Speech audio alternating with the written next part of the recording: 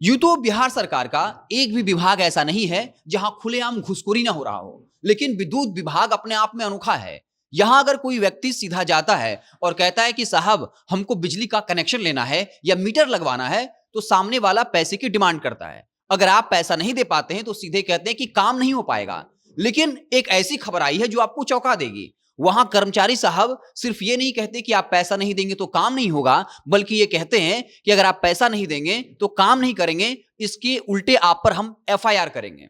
क्योंकि जब एक शख्स पहुंचता है और कहता है साहब हमको बिजली का मीटर लगवाना है, कनेक्शन लेना है, पैसे की डिमांड करते हैं, तो ये कहता है कि पैसे किस चीज का, तो बहस होती है। इसमें वो कहते हैं कि हम तुम पर एफआईआर भी करेंगे। लेकिन वो शख्स तेज निकलता है। एक तरफ निगरानी विभाग में शिकायत करता है, दूसरी तरफ कहता है कि आप 12,000 रुपए मांग रहे हैं तो हम 10,000 पर डन डील करते हैं, और पहले किस्त की 5,000 रुपए उस ऑफिसर को, जेई को और लाइनमैन को दे भी देते हैं।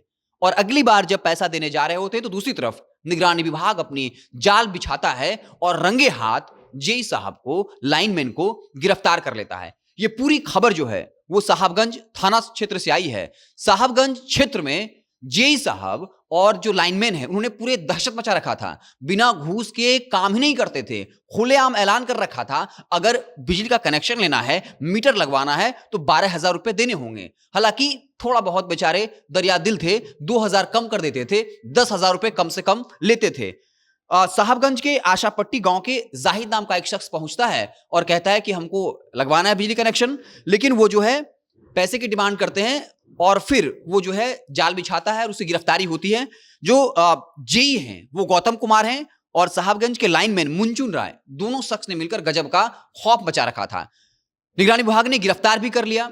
भ्रष्टाचार विरोध अधिनियम जो है 7 के तहत केस भी दर्ज कर लिया। आज उनको निगरानी न्यायालय में पेश भी होना है और साफ तौर पर वो जेल भी जाएंगे। लेकिन सबसे बड़ा सवाल यही है कि जब निगरानी विभाग लगातार छापेमारी कर रहा है, ऐसी खबरें आ रही हैं, वो जेल भी जाते हैं, तो फिर सरकारी कर्मचारियों में खौफ क्यों नहीं पैदा हो रहा? इसके पीछे की वजह सीधी है। वो जेल तो जाते हैं, लेकिन फिर पैसे के बल पर जो घूस से पैसे कमाए होते हैं वही पैसे अपने ऑफिसर को देते हैं और फिर अपने पद पर बहाल हो जाते हैं। क्योंकि साफ तौर पर अगर जेई हो या लाइनमैन, अगर वो 10,000 घूस ले रहा है तो वो पूरा पैसा खुद के पास नहीं रखता। ये पैसा ऊपर तक जाता है और यही ऊपर वाले अफसर उन पर मेहरबान होते हैं। जब जेल से छूट के आते हैं उनको फिर से अपने पद पर बहाल कर दिया जाता है। तो जब तक सरकार एक ऐसा नियम नहीं लाती है कि अगर कोई निगरानी विभाग की कार्रवाई में पकड़ा जाता है खुलेआम रिश्वत लेता हुआ, तो फिर वो दोबारा नौकरी ज्वाइन ही नहीं कर सकता।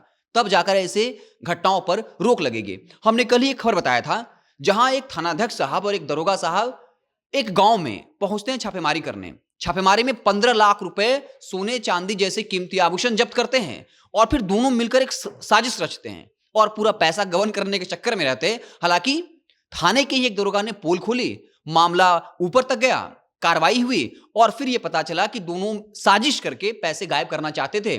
फिर यह पता चला कि जो दरोगा इस साजिश का हिस्सा था उस पर पहले भी निगरानी विभाग ने कार्रवाई की थी और महोदय जेल जा चुके थे। लेकिन सबसे बड़ा सवाल, जो एक साल पहले घूस लेने के आरोप में जेल गया और फिर दरोगा के पद पर बहाल होकर और फिर छापेमारी में 15 लाख रुपए गबन करने के चक्कर में था। यह साफ तौर पर बताता है निगरानी विभाग कार्रवाई तो करती है, जेल भी लोग जाते हैं, लेकिन फिर पैसा के दम पर अपने सीनियर अफसर को पैसा खिलाकर फिर से उस पद पर बहाल हो जाते हैं। आप क्या कुछ सोचते हैं पूरे घटनाक्रम को लेकर?